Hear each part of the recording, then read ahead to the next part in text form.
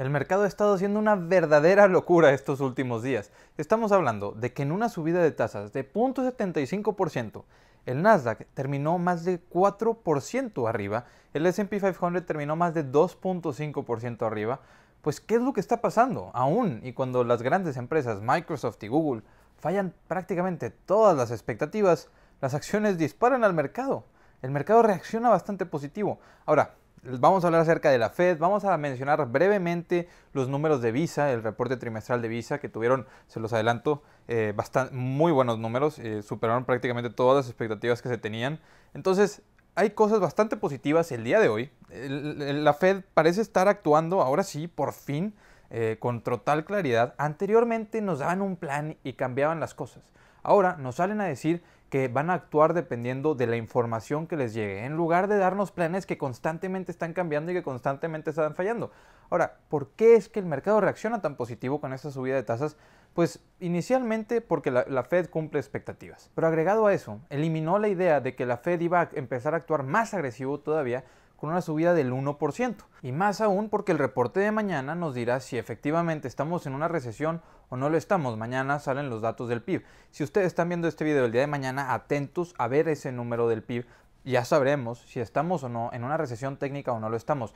Y cuando se le pregunta a la Fed acerca de esta recesión técnica, lo que contesta la Fed es: si mañana sale el número del PIB negativo, para nosotros es un indicador algo positivo porque estamos viendo que lo que estamos haciendo nosotros está funcionando, que es disminuir suavemente la demanda. Para ellos, que el indicador salga negativo no indica una recesión. Mañana, si el PIB sale negativo, para ellos no es una recesión. Ellos tienen que considerar más factores.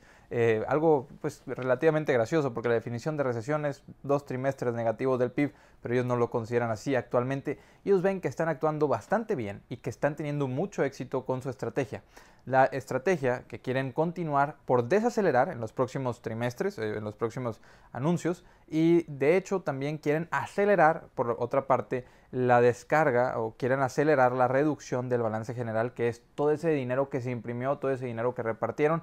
Quieren acelerar esa reducción de ese balance general, lo cual alarmaba inicialmente al mercado. Ya no les preocupa, ellos ya habían dicho que iban a acelerar esta reducción, no la habían acelerado todavía. Entonces es algo que ya nos habían avisado, simplemente lo retrasaron y ahora sí dicen que ya lo van a hacer. Ahora, de lo que se espera o de las expectativas que deja entrever la Fed es simplemente que podría venir otra subida de tasas de 0.75%, o podría venir una de 0.50% o dos de 0.50% y el resto de 0.25%, con esa desaceleración planeada que tienen actualmente. ¿Por qué nos dicen esto? Pues ellos esperan llegar al final del año, y quedan 3 subidas de tasas.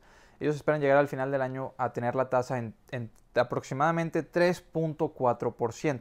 Actualmente estamos en 2.25%. Ahora, esto podrá rondar del 3.20, del 3.25 hasta el 3.4%, y sería normal, estaría dentro de las expectativas de la Fed. Ahora, actualmente estamos en 0.25%. Y lo que nos menciona la Fed es que a largo plazo quieren regresar a este 2.25%. Entonces sí, aunque inicialmente van a subir más agresivas las tasas, porque ellos, recordemos, están buscando tener una suave desaceleración en la demanda para poder disminuir la inflación. Una vez que la inflación se disminuya, quieren llegar al punto neutral de las tasas, que ellos lo identifican como en el 2.25%, ya que a largo plazo ellos esperan que las tasas estén por encima de la inflación, que la inflación esté rondando el 2%, lo cual es lo que la expectativa o lo saludable o lo que la Fed siempre tuvo como objetivo. Entonces, actualmente con las tasas en niveles que teníamos en 2018, vemos cambios en algunas tendencias, como por ejemplo nos menciona la Fed lo de los ahorros. Actualmente los ahorros están en un punto bastante saludable. Muchos bancos dicen esto, hay otros bancos que dicen que se están disminuyendo la cantidad de ahorros porque sigue habiendo consumo, mientras que, recordemos, la Fed nos acaba de decir que ellos están viendo una suave desaceleración en la demanda, lo cual es bastante saludable para la economía, lo cual quisiera decir que está desacelerando el consumo. No sabemos si se refieren al consumo generalizado o en algunos sectores de la economía. El tema es que ellos están viendo esta suave desaceleración, lo cual también la Fed indica que parece estar sucediendo de una manera natural de parte de los consumidores. No es una desaceleración forzada, simplemente están más atraídos, por ejemplo, esto ya no lo dice literalmente, pero pues están más atraídos a mantener ahorros. La razón de los ahorros es porque ya les están pagando intereses por sobre los ahorros que tienen.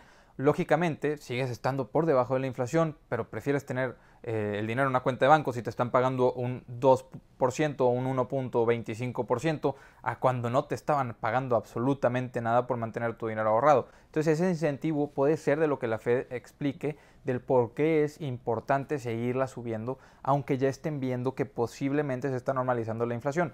Y no descartan continuar actuando o ser agresivos de que si llega a necesitarse. Lo que nos dicen es que ya no van a planificar a largo, ya no van a compartir expectativas a largo plazo como anteriormente lo estuvieron haciendo, ya no van a decir eso de vamos a subir las tasas en 0.25% las siguientes veces, será raro que las subamos en más de 0.25 porque nos han estado fallando. Entonces ya que se confía un poco más en la Fed, porque ya efectivamente nos están hablando con claridad, no sabemos, vamos a reaccionar, esperamos ser de esta manera, pero todo puede cambiar. Pues ya el mercado entiende que la Fed está diciendo lo que puede y está entendiendo la información a cómo le llega, lo cual permite al final de cuentas que el mercado tome positivas estas subidas de 0.75%, que ya era lo que estaba descontado, y pueda entrever otra subida probable de 0.75% o dos de 0.50% más otra de 0.25%.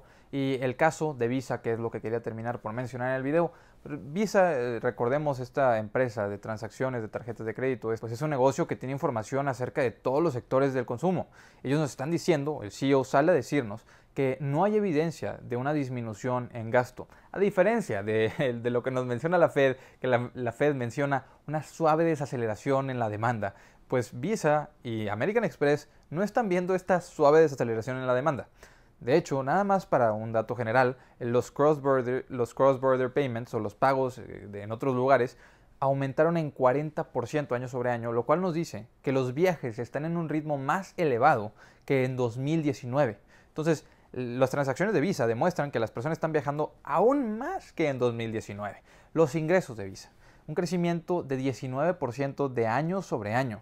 Recordemos que el año pasado había muchas cosas positivas, la gente tenía esos cheques para poder gastar, pero aún y con todo eso, los ingresos aumentan en 19%. Tuvieron ingresos de 7.28 mil millones de dólares contra lo que se esperaba de 7.06 mil millones de dólares. Entonces vencieron por bastante las expectativas, considerando aún las utilidades por acción que año con año crecieron en más de 36%. Las utilidades por acción fueron de 1.6 dólares por acción, a comparación del año pasado de 1.18 dólares por acción. La cantidad de dólares procesados o la cantidad monetaria procesada aumentó en un 12% año con año. Entonces, prácticamente en todos los rubros aumentaron año con año, en todos los rubros superaron expectativas y nos hablan de una economía bastante saludable. El problema de este tipo de indicadores o de ponerle atención a Visa y a Mastercard o American Express es que ellos nos lo dicen claramente. No hay evidencia en nuestros números pasados de una desaceleración, no hay evidencia en nuestros números pasados de una recesión.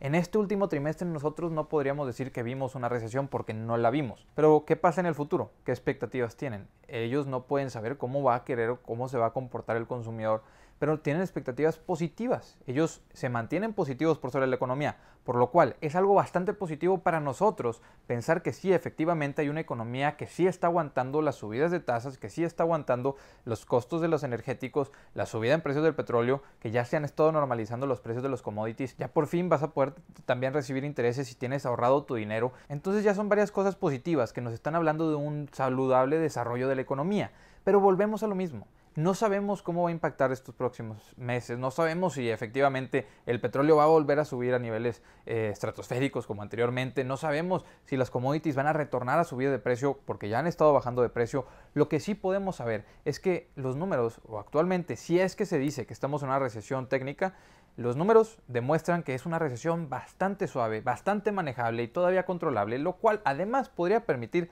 que la Fed actúe más despacio, más tranquilos, que no tengan que llegar a ese 3.4%, pero ellos van a depender, recordemos, ellos ya no se están enfocando en el crecimiento económico, ellos se están enfocando en la inflación. Entonces, si ellos ven que la inflación se mantiene elevada, aunque estemos en una recesión, ellos van a seguir actuando fuertemente. Y ahí es donde entra su frase de si mañana salen los números negativos y vemos que hay una recesión técnica, pues nosotros vamos a seguir con nuestro rumbo poniendo atención por sobre la inflación, porque nosotros en nuestros números no vemos una recesión. Entonces, pues ahí es algo contradictorio. La Fed justificándose que si llegamos a tener una recesión, ellos como quiera tienen que controlar la inflación, lo cual es positivo para el largo plazo, pero en el corto plazo pues no es tan positivo, ni para los consumidores, ni para nosotros como inversionistas en el corto plazo.